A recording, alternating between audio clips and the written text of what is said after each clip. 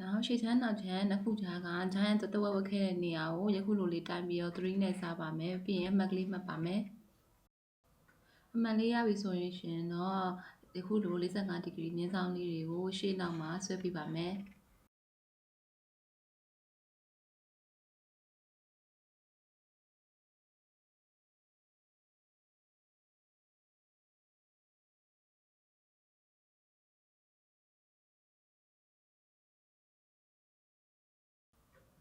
နောက်3နဲ့စားလဲရတဲ့တန်ဖိုးတွေကိုနောက်ချမ်းအတွက် 0.8 ပေါင်းပြီးတော့မှရှေ့ချမ်းအတွက် 0.5 ပေါင်းပြီးတော့မှ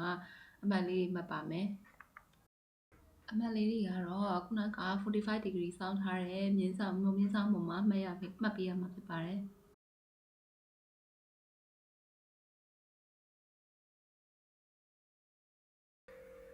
နောက်ရှေ့ချမ်းလက်ပင်လေးဖောက်ဖို့ကိုပုံစံလေးကရလာတဲ့တန်ဖိုးကိုပခုံးမြင့်မှာမှတ်ပေးပါမယ်နောက်ရလာတဲ့တန်ဖိုးကို 0.7 ပေါင်းပြီးတော့မှအောက်ကိုမှတ်ပြီးတော့မှယခုလိုလေးပေါင်းခတ်ထားပါမယ်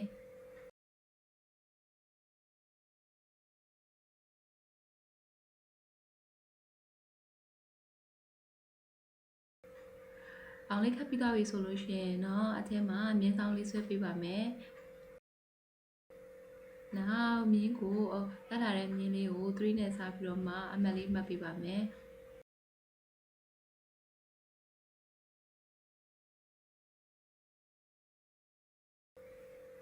မှတ်ထားတဲ့အမှတ်3မှတ်မှာအောက်ဆုံးအမှတ်ကနေပြီးတော့မှအောက်ကို 0.5 ဆင်းပြီးတော့မှအမှတ်လေးမှတ်ပေးပါမယ်အမှတ်လေးရရင်တော့ပေခွေးလေးသုံးပြီးတော့မှလက်ပင်ဝိုက်လေးဆွဲပေးပါမယ်ပင်ဝိုက်လေးဝိုက်တဲ့အခါမှာအခုနက 0.5 ဆင်းပြီးတော့မှမှတ်ထားတဲ့အမှတ်ကလေးနဲ့လက်ပင်ရှိတ်လေးဝိုက်ပေးရမှာဖြစ်ပါတယ်နောက်လက်ပင်လေးဖောက်ဖို့အတွက်ကိုနောက်လက်ပင်အခြေကိုအရှိလက်ပင်ရဲ့တန်ဖိုးကို0.2ပေါင်းပြီးတော့မှအမှတ်လေးမှတ်ပေးရပါမယ်အမှတ်လေးရပြီဆိုလို့ရှိရင်တော့3နဲ့စားပြီးတော့မှအမှတ်လေးတွေပြန်မှတ်ပေးရပါမယ်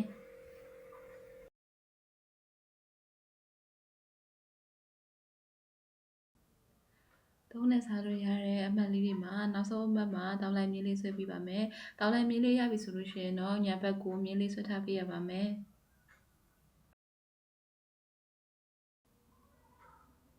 မြင်းလေးဆွဲပြီးသွားပြီဆိုလို့ရှိရင်တော့ပေခွေးလေးသုံးပြီးတော့မှသပင်းရှိတ်လေးဆွဲပေးပါမယ်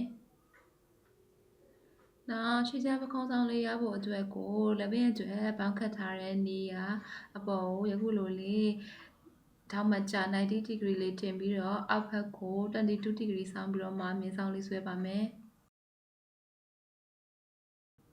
မြင်းဆောင်လေးဆွဲပြီးသွားပြီဆိုလို့ရှိရင်တော့အခုနကပေါင်းခတ်ထားတဲ့နေရာကနေအပြင်ဘက်ကို 1.8 ပို့ပြီးတော့မှတ်လေးမှတ်ပေးပါမယ်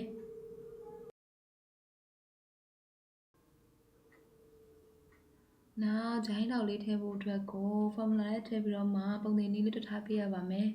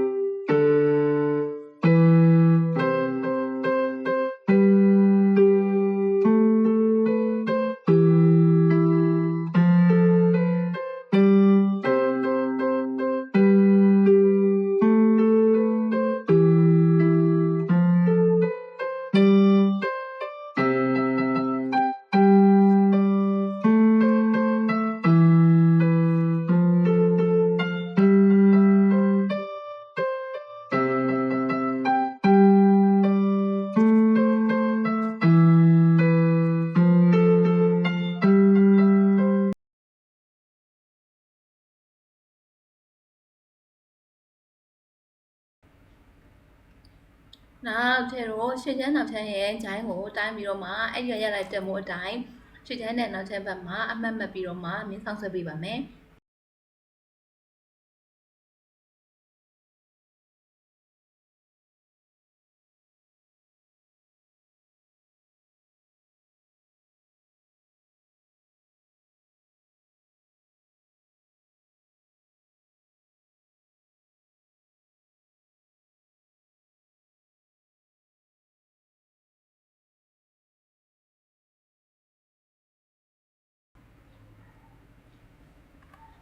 ရှေ့ချမ်းတက်မို့ကိုလေးနဲ့စားပြီးတော့မှအမှတ်လေးတွေမှတ်ပေးပါမယ်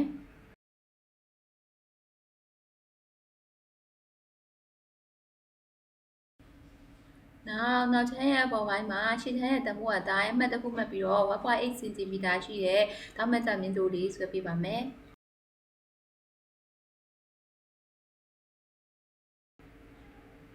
နောက်ရှေ့ချမ်းမှာတော့ပထမအမှတ်ကို 1.8 cm ရှိရဲ့တောင်းမှတ်ကြမြင့်တို့လေးတိုင်းဆွဲပါမယ်ဒုတိယအမှတ်ကိုတော့အောက်ဖက်ကို1 cm ဆင်းပြီးတော့မှအမှတ်ပြန်မှတ်ပြီးတော့မှနောက်ဆုံးအမှတ်မှာတော့ကျွန်တော်အသွေးပတ်ကို1.5 cm တောင်းမှတ်ကြမြင့်တို့လေးဆွဲပါမယ်နောက်ထပ်ဘက်ကို3နဲ့စားပြီးတော့မှရတဲ့တန်ဖိုးကိုအောက်ကနေတမတ်မှတ်ပေးပါမယ်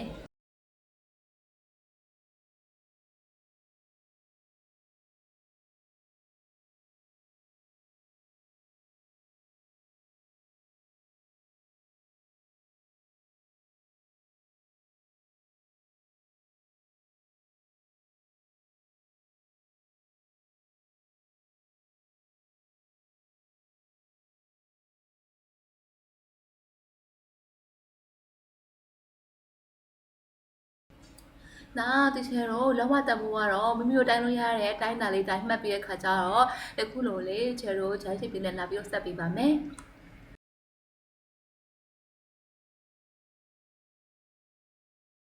အမှန်အားလုံးရပြီဆိုလို့ရှိရင်တော့ရှေ့ချမ်းရှိတ်လေးကိုပေးခွေးလေးသုံးပြီးတော့မှအဝိုင်လေးဝတ်ပါမယ်